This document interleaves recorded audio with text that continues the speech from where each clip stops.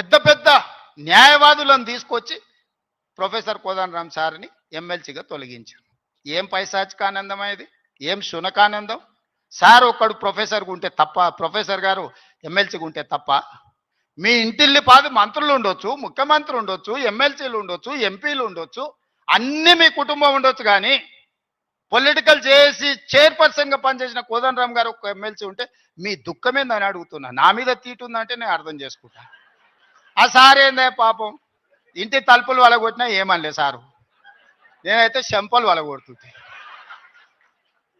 ఆయనను కూడా ఉండొద్దు ఎమ్మెల్సీ గాని అంటే ఎట్లాంటి ఆలోచనలతో ఉన్నారో ఒకసారి ఆలోచన చేయండి. నేను కాకుండా ఇంకెవరైనా ఉంటే కుమార్ గారు వైస్ ఛాన్సలర్ అవుతుండేనా? మీరు చెప్పండి, మీరు ఆలోచన చేయండి. జానయ్య గారు అక్కడ అవుతుండేనా వైస్ ఛాన్సలరు? ఈ సామాజిక చైతన్యం ఆనాడు దయాకర్ ఉద్యమంలో యాక్టివ్గా ఉన్నాడు కదా, 10-12 ఏళ్ళు పాపం ఏది రాకుండా అందరు అడ్డం పడ్డారు కదా, ఇవాళ ఎమ్మెల్సీ అయ్యింది కదా దయాకర్ కూడా. ఇవన్నీ ఎందుకు అవుతున్నాయి? బాలలక్ష్మి మీ బిడ్డనే కదా, మీ యూనివర్సిటీలో పెరిగిన అమ్మాయే కదా, ఈరోజు ఈ రాష్ట్ర ప్రభుత్వాన్ని నడిపే దాంట్లో భాగస్వామి అయింది కదా. నేను మీకు విజ్ఞప్తి చేసేది ఒకటే, అపోహలకు లోన్ కాకండి. అబద్ధాల సంఘాలు ఉంటాయి, దానికి అధ్యక్షులు ఉంటారు, తండ్రి కొడుకులు. ఆ అబద్ధాల సంఘం చెప్పి అబద్ధాలను మీరు నమ్మకండి. ఈ అబద్ధాల సంఘము ఊరంతా వాట్సాప్ అని, సోషల్ మీడియా అని, ఆ మీడియా అని అడ్డగోలుగా సంపాదించింది ఖర్చు పెట్టి అబద్ధాలన్నిటిని కూడా అందులో పెట్టి, ఈ మనం పిల్లలందరూ కష్టపడి సాంకేతిక నైపుణ్యంతో ఏఐ తెస్తే ఏఐ పెట్టి ఆ సెంట్రల్ యూనివర్సిటీ దగ్గర ఏనుగులు సింహాలు ఉన్నాయి, వాటిని మేము చంపుతున్నాం అని పెట్టారు. తెలంగాణలో ఏనుగులు అనేటివే లేవయా, సింహాలు అనేటివే లేవు. మానవ రూపంలో ఉన్న మృగాలు ఉన్నాయి, అవి ఫామ్ హౌజ్లలో ఉన్నాయి. వాటిని నిర్బంధించడానికి వలలేయండి, మదర్ ట్రైన్లను బంధించడానికి గోతులు దొవ్వండి.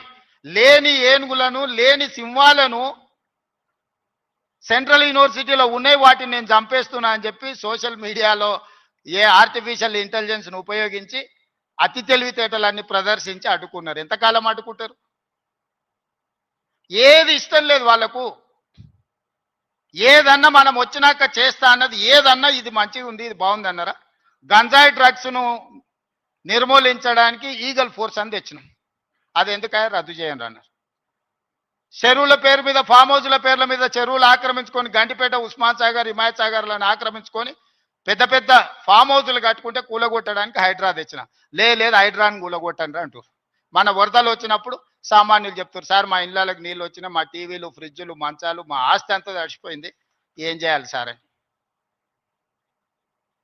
సన్న బియ్యం ఇస్తే ఇచ్చేదే లేదండి, రేషన్ కార్డు ఇస్తే వద్దండి. ఏది చేసినా వద్దంటురు. ఈ వద్దనేటోళ్ళని ఏమనాలో మీరే చెప్పుర్రి.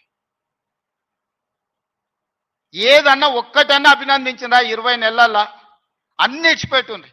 వైస్ ఛాన్సలర్ నియమించిన మంచి పనే కదా, రిక్రూట్మెంట్ ఇవ్వమని అనుమతించిన మంచి పనే కదా. గలీజ్ అలవాట్లు ఉన్న గంజాయి డ్రగ్స్ను రద్దు చేయాలి, ఈపులు ఇరగొట్టాడని చెప్పినా అది అయితే మంచి పనే కదా.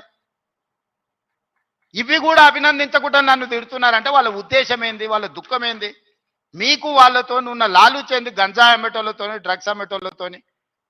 దీపావళి పండుగ కంటే దావత్ చేసుకున్నాడంట బామర్ది, మేము దీపావళి పండుగకు చిచ్చుబుట్లు కాల్చుకుంటే వాళ్ళు సారా బుట్లు పెట్టుకొని దావత్ చేసుకుని అందులో పట్టుకుంటే డ్రగ్స్ తీసుకున్నవాడు దొరికిండు. అట్లెట్లా పట్టుకుంటారు అంటాడు. అంటే డ్రగ్స్ తీసుకుంటే పట్టుకోవద్దా? మీరే చెప్పుర్రి. వద్దు అని అంటే వదిలిపెడదాం. మరి మీరు అందరు కలిసి తీర్మానం చేస్తే గంజాయి డ్రగ్స్ తీసుకోవచ్చు, మనం ఏమనొద్దు.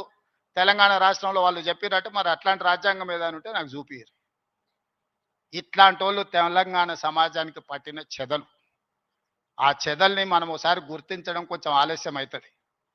ఎందుకంటే మన ఇళ్ళల్లో మనం వుడ్ వర్క్ చేసుకున్నప్పుడు ఇట్లనే కనిపిస్తుంది, లాస్ట్కి ఇట్లా చూస్తే మొత్తం డొల్లయిగా అనిపిస్తుంది. తెలంగాణ సమాజానికి కూడా వాళ్ళు ముసిగేసుకున్న చెదల్లాంటి వాళ్ళు ఈ తెలంగాణ సమాజం బాగు కోరుకోరు. ఉస్మానియా యూనివర్సిటీని బతకనియరు. మళ్ళీ వచ్చిండ్రంటే ఆలోచనలకు కూడా వచ్చినా ఈ ఉస్మానియా యూనివర్సిటీని ఉంచరు. లేఅవుట్లు వేసి ప్లాట్లు అమ్ముకుంటారు తప్పి ఉస్మానియా యూనివర్సిటీని ఉంచరు. ఎందుకంటే చదువుకోవద్దు. వాళ్ళ ఏకైక కుట్ర ఒక్కటే, గొల్లోళ్ళు గొర్రెలు పెంచుకోవాలి, మాదిగోళ్ళు చెప్పులు కుట్టుకోవాలి, గౌన్లోళ్ళు ఈదులు గీసుకోవాలి, ముదిరాజులు చేపలు పట్టుకోవాలా, వాళ్ళు మాత్రం దొరలు మాత్రం రాజ్యాలు ఏలుకోవాలి. గింతనే సింపుల్ ఫిలాసఫీ వాళ్ళది. నాది దానికి విరుద్ధం.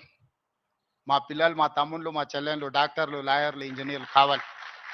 ఈ తెలంగాణ సమాజం అభివృద్ధి చెందిన రాష్ట్రంగా 2034కు $1 ట్రిలియన్ ఎకానమీ, 2047కు $3 ట్రిలియన్స్ ఎకానమీ కావాలి అని అంటే మీరందరూ అభివృద్ధి సాధించాలి, చదువుకోవాలి. చదువు ఒక్కటే మీ తలరాతను మారుస్తుంది. ఈ చదువు ఒక్కటే మిమ్మల్ని సమాజంలో గుర్తింపు, గౌరవాన్ని ఇస్తుంది. ఆ చదువుకు ఏం కావాలన్నా చేసే బాధ్యత నాది. మీ సోదరుడిగా, మీ వాడిగానే మాటిస్తున్నా. ఏం కావాలనో అడగండి, అన్నిది ఇచ్చే బాధ్యత నాది. ఇంకో దగ్గర అయితే అవసరమైతే ఆపుతా. ఇంకెక్కడన్నా అడ్జస్ట్మెంట్ ఉంటే అక్కడనో ఇక్కడనో ఇంకేదాన్ని ఉంటే నల్లా బంద్ చేసి అయినా కాలు ఇక్కడ మలుపుతా. మీరేం ఫికర్ పెట్టుకోకరి, నేనున్నా.